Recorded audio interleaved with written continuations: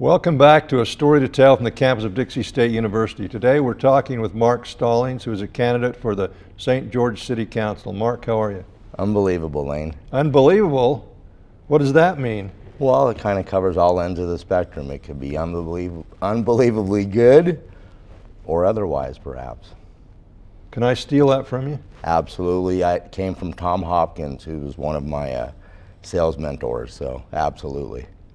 Well, I'll lie and tell I've thought it up myself. Perfect.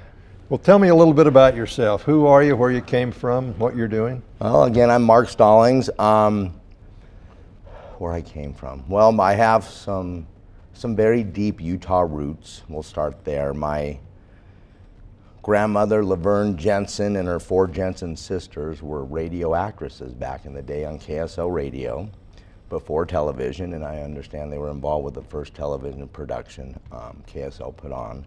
I was there. I saw them. Really, how was the show? It was great. Okay, wonderful. And some greats, I understand, helped pioneer, weren't the pioneer, but helped pioneer Heber City.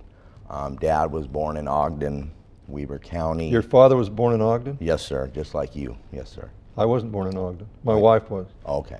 Where were you born? Cedar City. Cedar, okay. I apologize for that mistake. Never apologize, just get even. Get even, very good. So some deep Utah roots. He raised our family in Southern California. He was an aeronautical engineer for Hughes Aerospace for 30-something years. Growing up in the Los Angeles area, he had moved and retired to St. George in 1988, at which point my sister's family, my stepbrother's family, my stepsister's family, and my family would all come to St. George for Thanksgiving. After the first year was great, second year, third year kind of became a tradition. After 24 consecutive Thanksgivings coming up from Southern California, we decided it was finally time to move here. So when did you move to St. George? That was in 2012. So only being a full-time resident for a little over 5 years, 24 consecutive previous years visiting, I feel like I've lived here a lot longer. Well, that counts, you know, Yeah. Thanksgiving. So this Thanksgiving will be the 30th consecutive in St. George. So really happy to say that. So you're a quasi-resident for 30 years. Yes, sir, I like that. Quasi You can resident. steal that from me if you want. I'm definitely gonna do that. Well, what have you done for a living? Well, I was in the sales and marketing is my primary background. Been vice president of sales for several different high-tech companies, primarily within the computer distribution industry, high-end storage products, then got into digital advertising. Not a lot of people use Yellow Pages anymore, but we both come from the days where we let our fingers do the walking. That used to be the go-to source. Everything's online now, this age of Well, technology. Yellow Pages is even online. Yellow Pages online. Everybody, maybe not even people know that Yelp is the Yellow Pages online, one of them. So digital advertising, digital marketing, I became Google certified for online search engine optimization and pay-per-click and SEO, as it's called, search engine optimization. I don't even understand some of those terms you're using. Well, it's just a way of I'm an old guy. advertising on the internet, you know. So it's a fun industry to be in. Tell me about your family. I'm married. I have 4 children. My youngest is our only girl. She's 11. She'll be 12 in August. She's at Tonnequin Intermediate School, where I serve as the chairman of the Tonnequin Intermediate School Lands Trust Council. Every school has a School Lands Trust Council with our SITLA, our school lands here, administrated by the State Board of Education. My son, 13, will be 14 in August. He's at Dixie Middle School. Both great kids. We don't demand a lot from them, but they do very well in school. My 2 older boys, Timmy, 22, and Jason, 26, are my step boys. I've been in their life over 15 years. Told them 100 times, hey, I might not be your father, but I'm your dad. And unfortunately, they were killed 81 days ago, Lane, in a horrific triple fatality rollover on SR-18, just mile marker 7, just 3.5 miles up above Sunset. So it's been a rocky road for the last 11 weeks or so. So I mentioned my 4 children. We now have 2 children. Our 2 boys are in a better place now. What got you involved in politics? Dumb luck? Nick Lang. Nick Lang?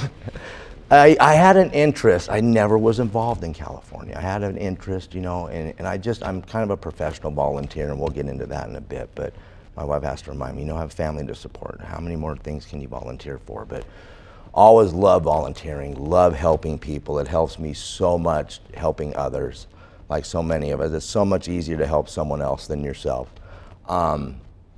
And then have this huge love for Southern Utah that my dad just instilled this Dixie spirit in me, I think the very first year in 1988. He was also the director of cycling for the Huntsman World Senior Games for 12 years. Lost track. The question again was? Why did you get involved in politics? Oh yeah, so I just felt in a smaller community than where I came from in Southern California, it might be a little bit easier to get involved and help make a difference. I had received emails from the local Republican Party about certain positions that were open over the years, and they caught my eye and they caught my interest. And then there was an opening for Legislative Chairman 74. I had contacted the party. They had advised me, maybe don't go for that for your first attempt. There's another gentleman running that has been doing a lot of great work for the party, who is Jimmy Keston, now the chair of the party. And I was elected to the State Central Committee, as was you, as you realize, is the governing body of the Utah GOP. A few months after that, Mr. Keston decided to run for county commissioner, so he had to step down as the ledge chair of 74. So I ended up stepping right into the position I really had intended to go for to begin with. And then having all my digital computer background, I kind of took over publicity and communications and ran the website and the email blasts and the publicity for the party for the last couple of years, for 2015 until our organizing convention this last April 2017. But it's been fun. I knew that with the presidential race coming up, it was going to be a very, very interesting couple of years, and it certainly was. Were you involved in the Trump campaign? I brought that up, didn't I? Yes, I was I'd like to say I was very much an undecided. Even at our national convention in Cleveland, I didn't know. I wasn't on board, like with most Utahns, with Senator Cruz, and I just didn't know. I didn't know if Romney was going to come back into the game and help save the day, and after the comments about Trump, I knew at that point that wasn't going to happen. I was a very big undecided. But when President Trump became our candidate, he became our Republican candidate, I felt a need to volunteer and help. So yes, I did. I became previously the Utah GOP Southern Utah Regional Caucus Director over 5 counties. So they gave me those 5 counties for the Trump campaign as a volunteer. There was only one person in the state that was paid, the state director, Chase Atchison. And I did such a great job with my previous relationships with our Republican chairs and the Republican executive committees in those counties, Beaver, Kane, Iron, and Garfield, besides Washington. I did such a great job, they promoted me to the political director for the state. So basically— What does that mean?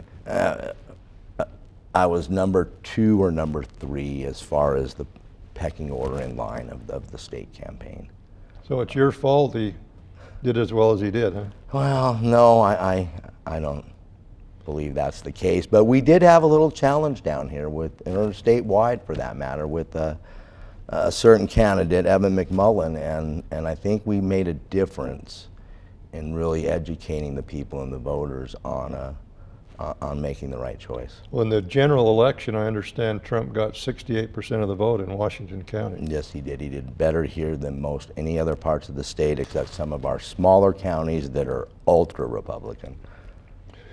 Well, let's talk about today and tomorrow in the city council race. Why are you running? I think I meant allude a little bit. I believe I can truly make a difference here in St. George. I love St. George. I love Southern Utah. I love our Dixie spirit. We have some exciting but alarming population projections here.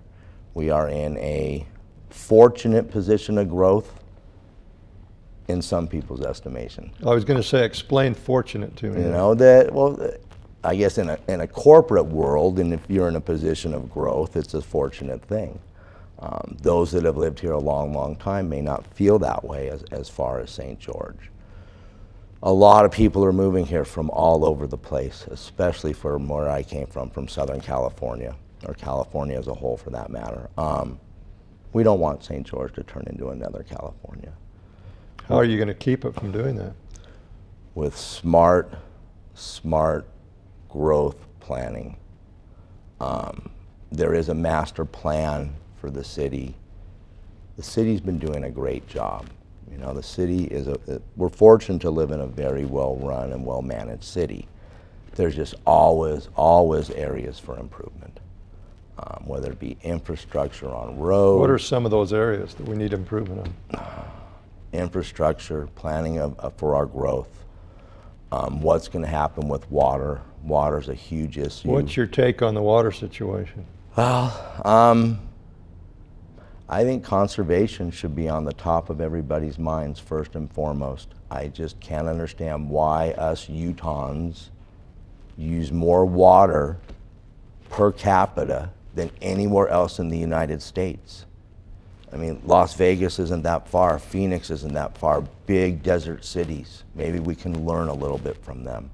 I certainly don't want to say that nobody can have lawns and grasses and shrubs and landscaping. But I think we could be a lot more smart with our water use. I think we can look to other resources, the aquifers, other alternative resources than a last figure I was given, $2.4 billion Lake Powell pipeline that obviously it's going to take a long time to pay for that. And we can't. Who's going to pay for it? Us? Us, our kids, our kids' kids. I think there's some alternative resources that could get us through this growth. You know, in the long run, that might be the best solution, but right now I'm not on board. I'm not on board. Well, Nevada's talking about having the Glen Canyon Dam torn down. How will that affect things? I don't know. You know, we can't guarantee, only the man upstairs can guarantee that the Colorado River could sustain such a project.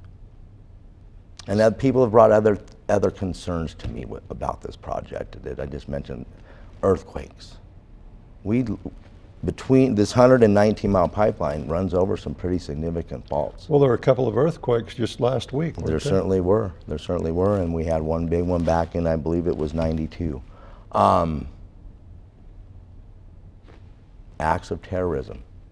I don't want to bring that into the equation, but this pipeline is susceptible to some major challenges.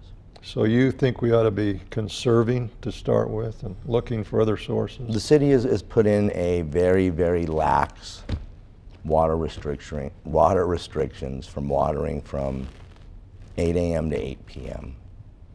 And that's culinary water. Well, I'm in trouble. And you'll get a nice courtesy notice if somebody happens to report you, or if a city official happens to make mention of it. But I think all of us can be doing. You know, there's a campaign up north. Everybody's probably watched or seen the commercials done by the Real team. You know, H2O, slow the flow. I think we can come up with a more creative campaign down here in southern Utah. So what would that be? Well, I haven't created it yet, but we'll get some major people involved, and and really try to, you know, it's not a bad thing How about to save think water. before you drink? Think before you drink. I like that. I like that. Just the small things like turning off the faucet while you're brushing your teeth. You have no idea how much water that saves, day after day after day. Do you really need a 15-minute shower when you can get by with 7 or 8? Or shaving in the shower, that takes extra time. I am a big culprit of that, and you know, it's like, it'll take a lot less water if I just do a quick shave in the sink. So, all of us can do a better part in saving water. What else is on the table? What about the northern corridor thing? You know, they brought that up at the Meet the Candidate event the other day, and I think that's more of a county issue. We were like, well, why, you know, you don't support the pipeline? Why are you supporting the corridor? Should I go against everything? Rattle some cages? Did I hear you say you're against everything? Should I go against everything like you, Lane, and rattle some cages? The northern corridor, I've studied the draft resource management plan pretty in detail. It's a long document. And there was a public comment period. Someone suggested, you know, a highway outside of the reserve.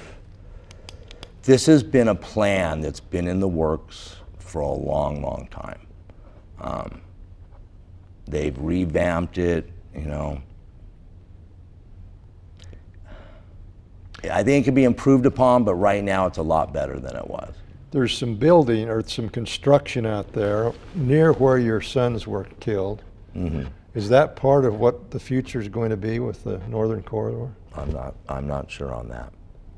I'm not sure. I keep wondering, it's been there for a long time. There's some pillars, is that they're Right. going to build an overpass?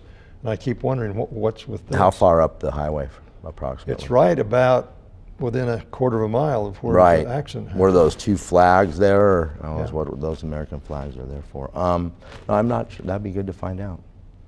I've wondered about that. And then the state highway too. That's a state issue because it's a state highway and it's governed or patrolled by the UHP. And What are some of the other things that need to be looked at? first responders, safety. Safety is a top issue for me. Being 56 years young, and kids in middle and intermediate school, I pride myself that I represent our families here, but also our growing population of retirees. Some people are fortunate to retire right around my age. So safety for children, number one, for all of our residents. So with a growing population, we're gonna have to look at our resources with our St. George Police Department and our St. George Fire Department, which do fabulous jobs, but they're being strained. I mean, look at all the calls and fires we had over 4th of July holiday. My goodness. Do you think fireworks should be banned? Oh, that's a tough one from a guy that ran a fireworks tent in 2013 for Phantom Fireworks. My father loved fireworks. I love Utahns love their fireworks here. Banned entirely from a state level, as some people are suggesting, it go through the legislation, no. City by city or county by county regulated, as some have outlawed now coming up for Pioneer Day, I think that's more appropriate. In times like this where there's, you know, huge fire dangers, I understand. But Well, you just had a fire up on the hill by the Big D caused by fireworks, illegally used. illegally used in an area that you're not allowed to set them off ever, and in the days that you're not allowed to set them off. They're legal 3 days before the 4th, and 3 days after, and again 3 days before Pioneer Day till midnight, 1 hour later, and 3 days after. It's unfortunate that people that are breaking the law and then also are setting these fires. So I understand, ban them on these crazy fire danger years, but not a lifetime ban. Not a lifetime ban. This Pioneer Day, I'm suggesting everybody go see the big, huge Osmond family pyrotechnics show at Dixie State. What a better way to see big professional, pyrotechnic professional aerial fireworks in a safe manner. Well, the Osmonds started that up in northern Utah. I understand that. I was on their website. Just yesterday, looking a little bit about the history of the show and what's going to happen there, and the doors open at 6:30 and the food vendors open at 6:30, and because it's free, they're really suggesting people get there early to get a good noon? seat. Well, I don't know To get a about that. seat? Yeah, well, it might be hot that day too, Lane. so. Probably will be. I know all the people that were waiting out there on the 4th of July for the fireworks show at the stadium, so there were a lot of hot people out there. But safety, so back to the safety, fire department, police department, first responders, even down to adequate amount of 911 dispatchers. We know we have to plan. Is this county going to get to 200,000 people pretty quickly? I think so. Well, somewhere I read by 2050, which is a long time from Right. now. You'll probably be dead by then, but I won't. Okay. Because I'm really young. But they're sort of projecting 500,000 people down here. 500,000. Maybe we should build a fence down here on the border. A wall? A wall.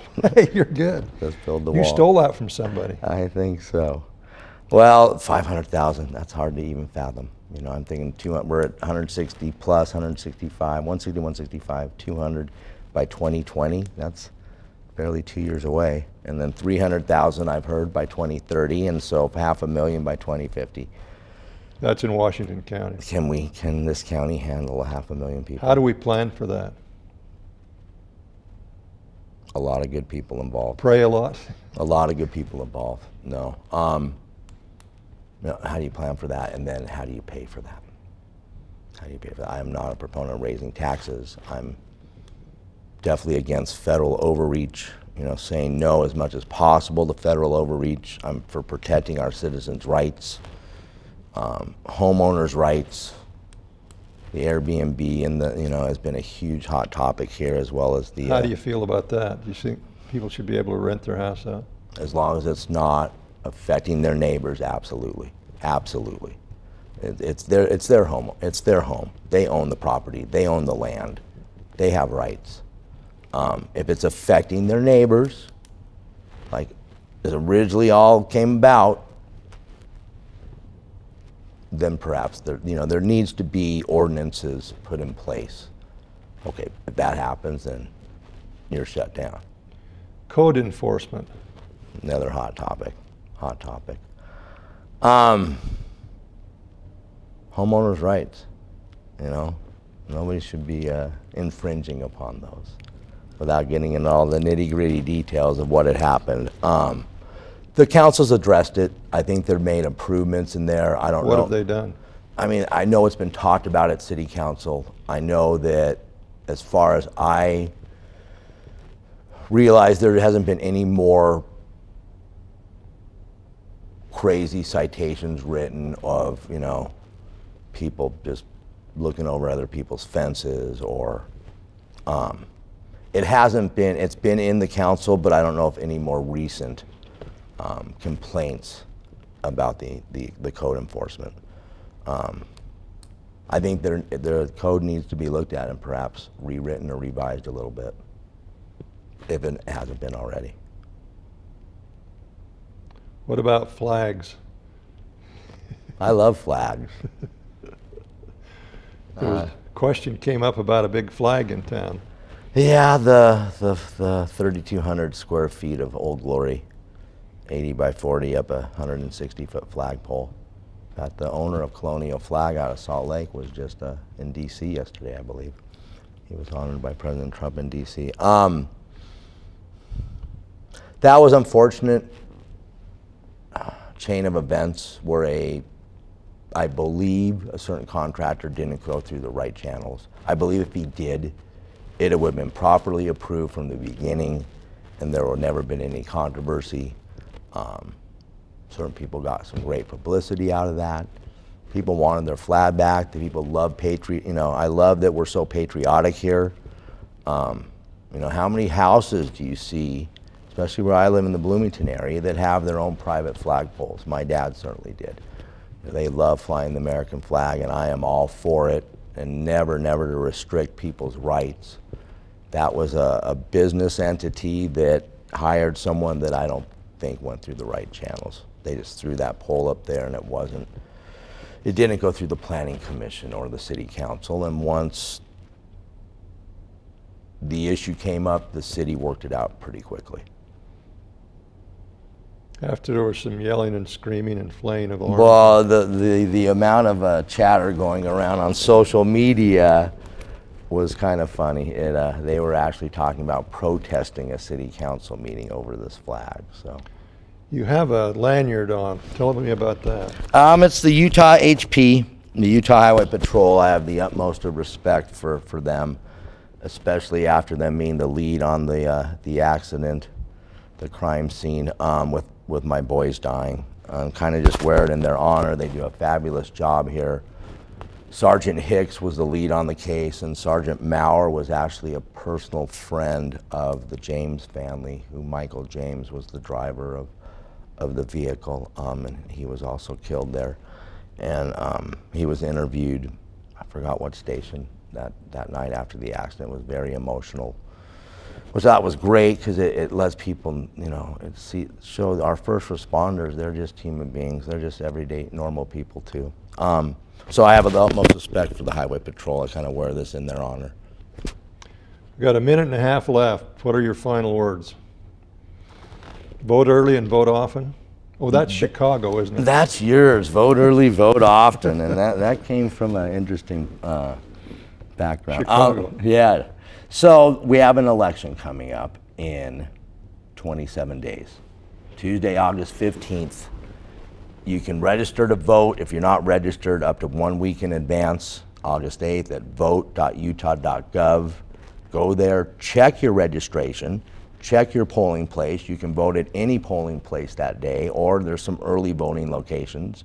You can see the candidates. The city council race is the only thing on the ballot this year. There's 6 of us. You get to vote for 2. Do some research, vet the candidates, but please, no matter who you vote for, come out and vote on Tuesday, August 15th. Well, Marc, thanks for being with us. Oh, thank you so much for having me. Thank you for being with us on A Story to Tell. We've been talking with Marc Stallings, who's a candidate for St. George City Council. Like he says, vote, whoever you're going to vote for, please vote. This is Lane Rano. Thanks for being with us.